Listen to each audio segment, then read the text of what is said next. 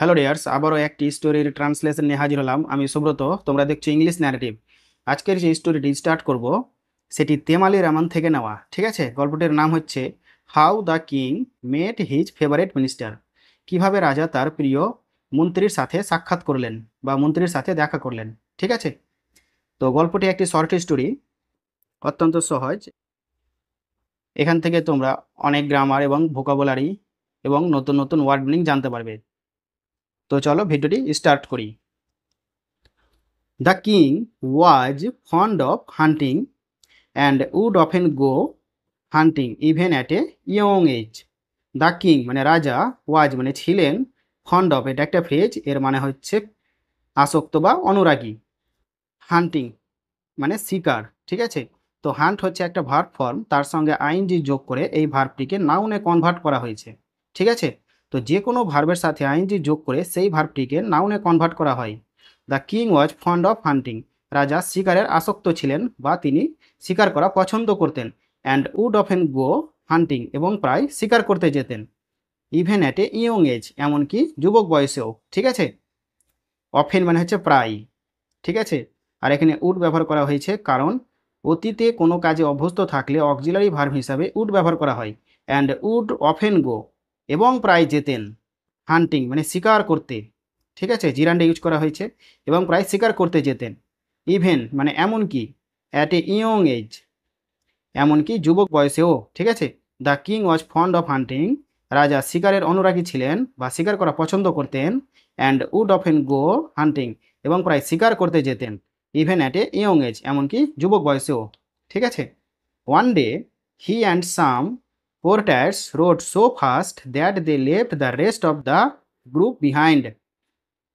One day মানে একদিন, হি and some কোর্টার্স, কোর্টার্স মানে হচ্ছে অনুরাগী, সরি, কোর্টার্স মানে হচ্ছে দরবারি। ঠিক আছে, ওয়ান ডে একদিন, হি অ্যান্ড সাম কোর্টার্স একদিন তিনি এবং কিছু দরবারি, রোড মানে অশ্ব চালনা করেছিলেন বা ঘোড়া চালিয়েছিলেন, সো ফাস্ট এত দ্রুত। ঠিক আছে, সো ফাস্ট মানে হচ্ছে এত দ্রুত, দ্যাট যে, they left the rest of the group behind, যে তারা দলের বাকিদের পেছনে ফেলে চলে গিয়েছিলেন। ঠিক আছে, দে লেফট, লেফট মানে হচ্ছে ত্যাগ করা বা কোনো কিছু বা কাউকে ছেড়ে চলে যাওয়া। ঠিক আছে, রেস্ট মানে হচ্ছে বাকি, আর গ্রুপ মানে দল, বিহাইন্ড মানে পেছনে। ঠিক আছে, পুরো মিনিংটা কী হচ্ছে, one day he and some porters rode so fast, একদিন তিনি এবং কিছু দরবারি এত দ্রুত ঘোড়া চালিয়েছিলেন, দ্যাট যে, they left the rest of the group behind, তারা দলের বাকিদের পেছনে ফেলে চলে গিয়েছিলেন।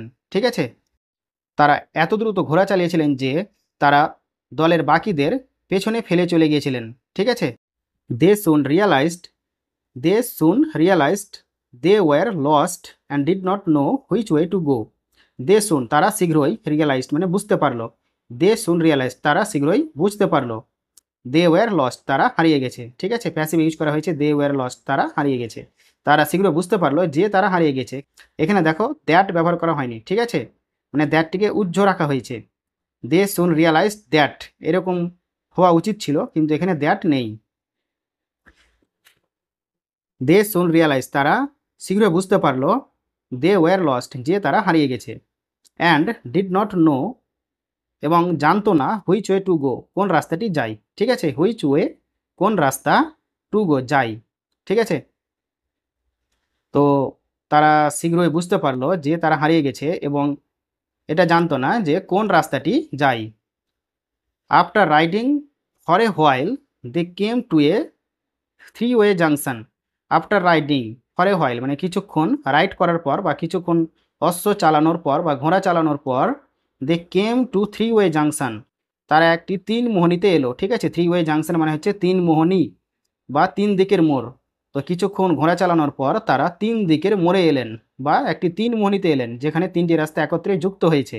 ঠিক আছে, after riding for a while কিছুক্ষণ ঘোড়া চালানোর পর, they came to a three way junction তারা এলেন একটি তিন মোহনীতে। ঠিক আছে, they saw a young boy coming down one of the roads. They saw তারা দেখলেন, এ ইয়ং বয় একটি যুবক বালককে, coming down one of the roads মানে একটি রাস্তা দিয়ে। ঠিক আছে, তো তারা একটি যুবক বালককে একটি রাস্তা বেয়ে আসতে দেখলেন, ঠিক আছে। কামিং ডাউন মানে এর মানে হচ্ছে রাস্তা বেয়ে, ঠিক আছে।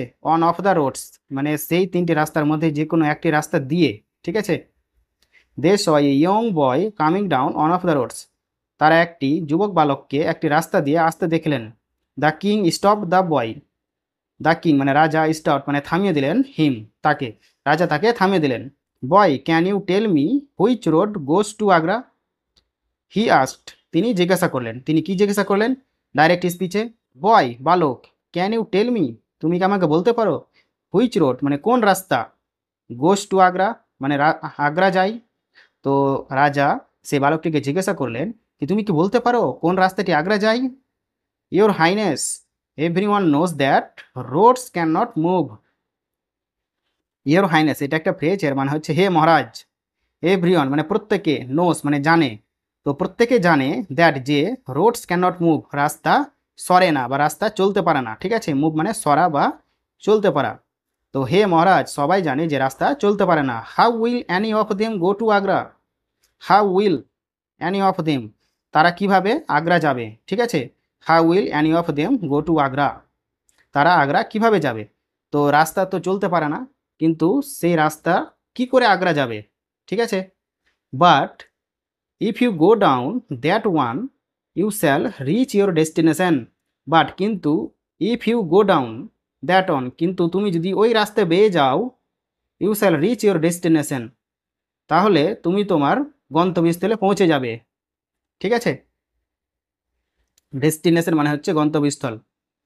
তো বালকটি রাজাকে বললেন কি আপনি যদি ওই রাস্তা দিয়ে যান তাহলে আপনি আপনার গন্তব্যস্থলে পৌঁছে যাবেন মানে আগ্রা পৌঁছে যাবেন। Said the boy with smile, বালকটি একটি হাসির সঙ্গে বললেন, ঠিক আছে। দ্য কিং লাফড, রাজা হাসলেন।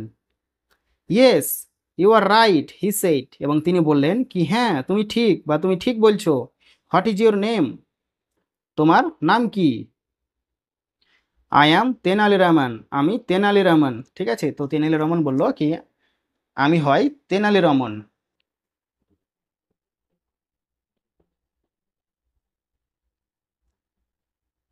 Your highness the boy said and board before the king, your highness বলছে কি হে মহারাজ আমি Tenali Raman, the boy said ছেলেটি বলল, অ্যান্ড বোর্ড এবং ঝুঁকে পড়লো, বিফোর দ্য কিং রাজার সামনে, ঠিক আছে।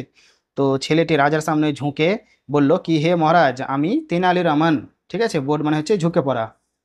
The king then gifted him his ring, the king রাজা দেন তারপর গিফটেড মানে তাকে পুরস্কৃত করলেন বা উপহার দিলেন, হিম মানে তাকে, রাজা তারপর তাকে পুরস্কৃত করলেন হিজ রিং তার আংটি, ঠিক আছে। The king then gifted him his ring, রাজা তারপর তাকে তার আংটিটি উপহার দিলেন। And this is and this was how Raman and the king first met, এইভাবে রাজা এবং রমণের প্রথম সাক্ষাৎ হয়, ঠিক আছে। তো এই ছিল তেনালি রমণের স্টোরি। আশা করি এই গল্প থেকে তোমরা অনেক গ্রামার, ভোকাবুলারি এবং নতুন নতুন ওয়ার্ড মিনিং শিখতে পেরেছো। তো যদি আমার এই স্টোরিটি তোমাদের ভালো লেগে থাকে তাহলে অবশ্যই সাবস্ক্রাইব করে দিবে এবং তার সাথে কমেন্ট এবং শেয়ারও করে দিবে। তো আজকের মতো বিদায়, দেখা হচ্ছে নেক্সট ভিডিওতে।